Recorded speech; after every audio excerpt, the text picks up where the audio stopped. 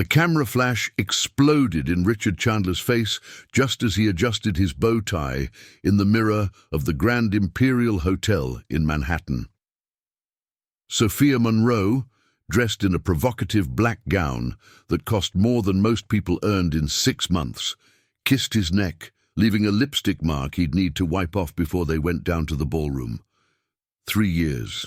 3 years since he had made those solemn vows in a discreet Brooklyn chapel, promising to love and honor Isabel Hartley. 3 years keeping her hidden like a shameful secret in their modest Queens apartment, while Sophia shone on his arm at every event in New York high society. The irony wasn't lost on him. Isabel, with her master's degree in literature and her ability to discuss any subject with natural eloquence, had been deliberately kept out of his public life. Richard had invented endless excuses for his family and social circle. She was ill. She had social phobia. She preferred the quiet of home. The truth was simpler and crueler. Isabel didn't come from money, and that, in Richard's world, was an unforgivable sin. Sophia slid her fingers along the lapel of his tuxedo, her emerald green eyes sparkling with the anticipation of another night of being admired, photographed, and envied. She didn't know about Isabel. No one did, except Richard's lawyer and his older brother, Christopher, who had repeatedly warned that the charade would eventually implode. The Sterling Foundation's Winter Charity Gala was the most anticipated event of New York's social season. Millionaires, CEOs, celebrities, and the political elite converged on the ballroom, which looked like it had stepped out of a European fairy tale with its bohemian crystal chandeliers and imported marble columns. Richard had waited months for this night. His father, the ruthless Victor Chandler, would finally announce his succession to the presidency of Chandler Industries, an investment empire valued in the billions. As they entered the ballroom, heads immediately turned. Sophia knew how to work a room, greeting important people with the calculated familiarity of someone who had spent their life climbing the social hierarchy. Richard felt the approving weight of their gazes. This was the perfect picture he had meticulously painted, the successful heir with the stunning woman by his side. Victor Chandler watched from across the ballroom, a glass of bourbon in hand, surrounded by industry magnates. His approving gaze as it landed on Richard and Sophia was everything his son had ever wanted. Acceptance, pride, recognition. Meanwhile, 22 miles away, Isabel Hartley sat on the veranda of a Long Island mansion that made the Grand Imperial Hotel look modest by comparison. Marcus Anderson, at 42, was one of America's wealthiest men, having built a tech empire from the ground up. Tall, with graying temples and piercing blue eyes, he had met Isabel 6 months ago quite by accident. She was at the Queen's Public Library, where she volunteered 3 times a week, when Marcus walked in, looking for a rare first edition of Hemingway. They had talked for 2 hours about literature, philosophy, and the irony of seeking real connections in an increasingly digital world. He didn't know she was married. She didn't know who he was until she saw him on the cover of Forbes a week later. When they finally met again, at a small coffee shop where Marcus liked to escape the pressure of his corporate world, Isabel had been honest about her situation. She told him about Richard, about the 3 years of their phantom marriage, about how she felt like a prisoner in her own relationship. Marcus listened without judgment and then made a proposal that left her speechless. Now, in the red dress Marcus had insisted on buying for her, so different from the simple clothes she wore daily, Isabel looked at her reflection and barely recognized the woman staring back. Her dark brown hair was styled in elegant waves, her makeup accentuated her almond-shaped eyes, and the Italian silk gown molded her body in a way that made her feel powerful for the first time in years. Marcus appeared behind her in the mirror's reflection, impeccable in his tailor-made tuxedo. "Are you ready for this?" he asked, his deep voice carrying genuine concern. Isabel took a deep breath. "I've spent 3 years being invisible. I think it's more than time to be seen." The drive to Manhattan was filled with comfortable silence. Marcus didn't try to convince her of anything, made no grand promises or dramatic declarations. He simply offered his presence and support, something Richard had never truly done. When the limousine pulled up in front of the Grand Imperial Hotel, Isabel felt her heart quicken. Photographers lined the entrance, flashes exploding like fireworks as they captured the arrival of every celebrity and magnate. Marcus stepped out first, extending a hand to help her. The moment her feet touched the red carpet, the buzz noticeably intensified. Marcus Anderson rarely appeared at public events, and never in his entire high-profile career had he arrived with a companion. The stunning woman on his arm immediately became the focus of intense curiosity. Who was she? Where had she come from? Photographers shouted requests for them to look at cameras. Social reporters rapidly spoke into their cell phones, updating blogs and social media in real time. Inside the ballroom, Richard was in the middle of a conversation with potential investors when he felt a shift in the atmosphere. It was subtle at first, like a wave forming on the horizon before gaining strength. Conversations quieted, people began to turn towards the entrance, and then silence spread through the ballroom like dominoes falling in sequence. Richard turned, annoyed by the interruption, and his champagne glass almost slipped from his hand. Isabel stood at the entrance of the ballroom, a vision in red, with Marcus Anderson by her side. She wasn't just present. She commanded the space in a way that made Richard question if he had ever truly known his wife. Her eyes met his across the crowd, and in them he saw something that chilled him to the bone. There was no anger there, no hurt. There was resolution, determination, and perhaps most frightening of all, there was power. Sophia noticed the tension in Richard's body and followed his gaze. "Who is that?" she whispered, unable to disguise the note of insecurity in her voice. Richard couldn't answer. His throat was dry, his brain struggling to process the impossibility of the scene before him. How did Isabel know about this event? How had she gotten an invitation? And for God's sake, how had she managed to catch Marcus Anderson's attention? Victor Chandler approached his son, his expression as controlled as ever, but Richard could see the question in his eyes. Christopher appeared on the other side, his face a mask of "I told you so." Marcus and Isabel began to descend the steps into the main ballroom, and the crowd naturally parted. Important people Richard had spent years trying to impress, nodded respectfully to Marcus and looked at Isabel with fascinated curiosity. Richard's carefully constructed world, with its meticulously maintained lies and perfectly polished image, began to crack. And as Isabel walked toward him, with the grace of someone who had finally found her place in the world, Richard realized a devastating truth. He hadn't hidden Isabel to protect his reputation. He had hidden her because, on some deep and disturbing level, he had always known she would completely overshadow him. The air in the ballroom seemed to have been sucked out all at once.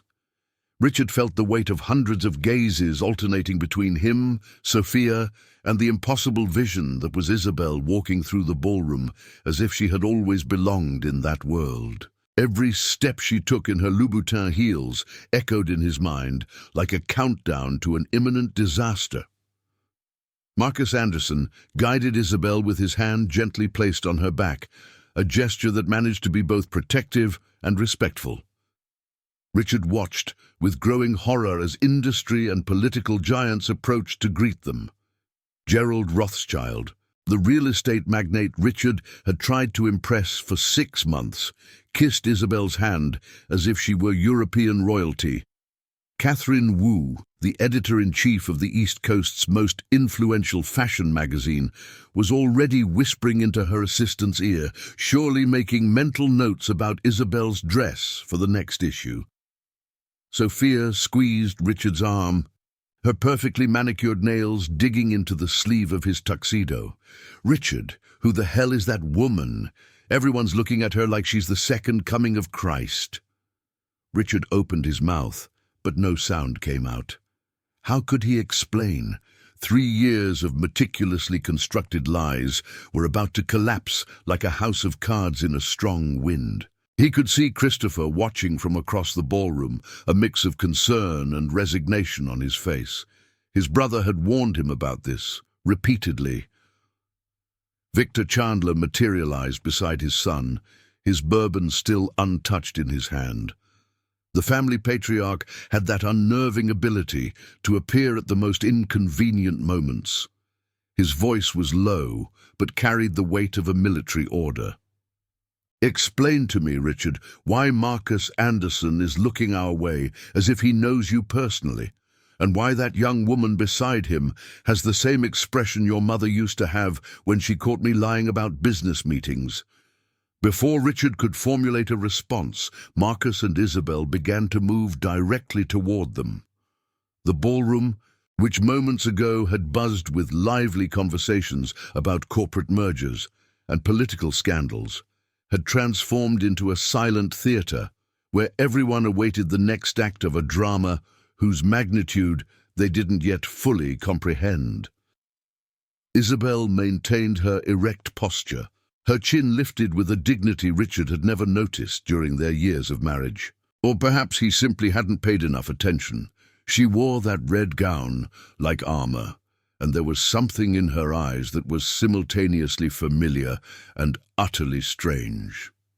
It was Isabel, but not the Isabel he had left alone countless nights in the Queen's apartment.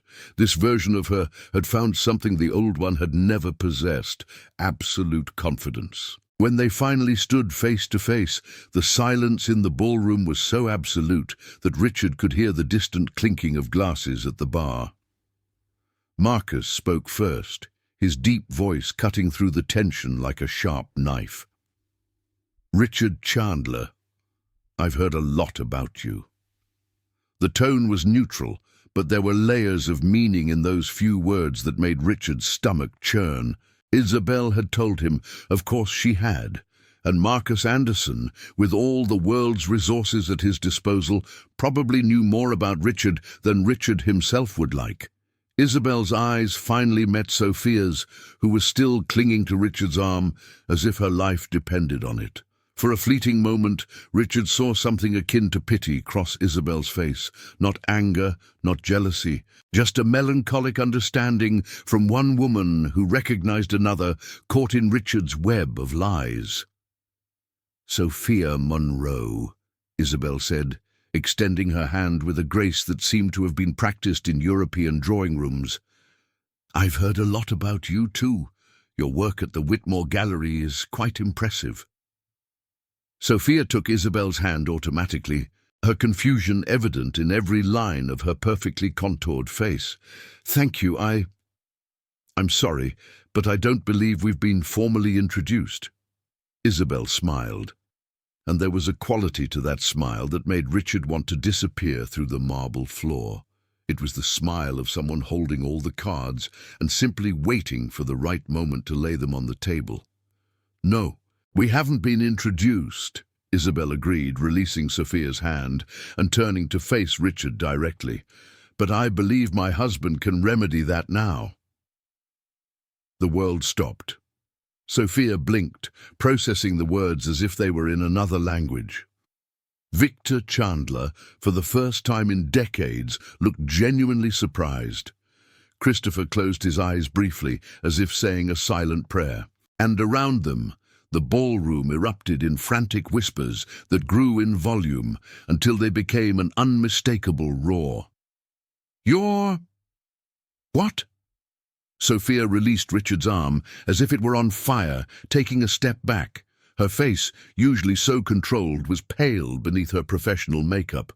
"Richard, she's joking, isn't she? This is some kind of sick joke." Richard opened his mouth, closed it, opened it again. He looked like a fish out of water, and a distant part of his mind recognized the irony of drowning in public, surrounded by hundreds of people. Marcus observed the scene with a neutral expression, but his eyes were sharp, cataloguing every reaction, every micro-expression. He positioned himself slightly closer to Isabel, a subtle movement that any trained observer would recognize as protective. "Isabel!" Victor's voice cut through the growing chaos, strong and authoritative. He was looking at her with renewed interest, completely re-evaluating the situation. "Isabel Chandler, I presume, or have you kept your maiden name?" "Hartley," Isabel replied, meeting the gaze of the father-in-law she had never personally met. "I've always kept Hartley. It seemed more honest, considering the marriage itself was more of a formality than a reality." Victor had the decency to look slightly impressed. He had always respected people who could hold their own in a verbal battle, and Isabel was clearly not there to be intimidated. "Father," Richard finally found his voice, though it sounded strangled and desperate. "I can explain this. There's context you don't understand." "Context?" Isabel turned to him, and Richard finally saw a flicker of emotion break through her calm facade. It wasn't exactly anger, it was something deeper, more painful. It was the accumulated pain of 3 years of neglect and humiliation. Or what possible context justifies 3 years, Richard? 3 years keeping me hidden, as if I was something to be ashamed of. 3 years cancelling plans at the last minute because someone important might be there. 3 years watching you walk out that door knowing exactly you were going into her arms. She gestured toward Sophia, who was now visibly trembling, her hands covering her mouth in growing horror. "I didn't know," Sophia whispered, tears beginning to smudge her flawless makeup. "Richard, you told me you were divorced. You told me your ex-wife had gone back to England. I would never." "Of course you didn't know," Isabel said, her voice softening slightly. "He's very good at lying. Years of practice, I suppose." Richard felt the ground disappearing beneath his feet. Around them, smartphones had been discreetly raised, capturing every second of that public disaster. He could see the headlines forming in his mind. Chandler Industries, heir exposed as bigamist at charity gala. Marcus Anderson appears with investment magnate's secret wife. His career, his reputation, everything he had worked for was evaporating before his eyes. Christopher finally approached, placing a hand on Richard's shoulder in a gesture that was both supportive and resigned. "I think we need to talk in private," he murmured. "All of us. Now." Marcus inclined his head slightly. "There's a private conference room on the 10th floor. I'm sure the manager wouldn't mind lending it to us for a few minutes." He looked at Isabel. "But only if you're comfortable with it." Isabel took a deep breath, her shoulders adjusting beneath the crimson fabric of her gown. 3 years, waiting for an honest conversation. I don't think a few more minutes will make a difference. Victor Chandler observed the exchange with calculating eyes, already processing the legal, financial, and social implications of the bomb that had just exploded in his carefully constructed empire. He nodded briefly. The conference room on the 10th floor of the Grand Imperial Hotel was a stark contrast to the opulence of the ballroom below. Dark wood-paneled walls, an elongated polished mahogany table, and leather chairs that probably cost more than Isabel's car. But there was something about the enclosed space that made everything feel more real, more suffocating. There was no audience here, no camera flashes to capture the moment. Just raw, naked truths waiting to be unearthed. Marcus had discreetly positioned himself near the window, giving space to the Chandler family, but remaining within Isabel's sight. His presence was like a silent anchor, reminding her that she wasn't alone in this moment she had mentally rehearsed hundreds of times over the past 6 months. Victor Chandler took the head of the table with the natural ease of someone accustomed to commanding boardrooms. Christopher stood near the door, as if deciding whether to stay and witness the shipwreck or run while there was still time. Sophia had refused to come up, her last words to Richard being a choked, "You disgust me," between sobs, before disappearing toward the hotel exit. Only Richard and Isabel remained, seated on opposite sides of the table, with 3 years of lies and resentment between them. The silence stretched for long seconds before Victor finally spoke, his voice maintaining that controlled tone that had intimidated business adversaries for decades. "Isabel, I'll be direct with you because you clearly deserve at least that. My son has made very serious mistakes, and there is no excuse for the treatment you've received, but I need to understand your intentions. Are you seeking financial compensation, a settlement? Because if so, I can assure you'll be treated fairly." Isabel met his gaze without wavering. For 3 years, she had imagined this man as an almost mythological figure based on the stories Richard told. Victor Chandler, the ruthless investment magnate who had built an empire from nothing, who expected perfection from his children and tolerated no weakness. Face to face with him, Isabel saw disturbing similarities to Richard.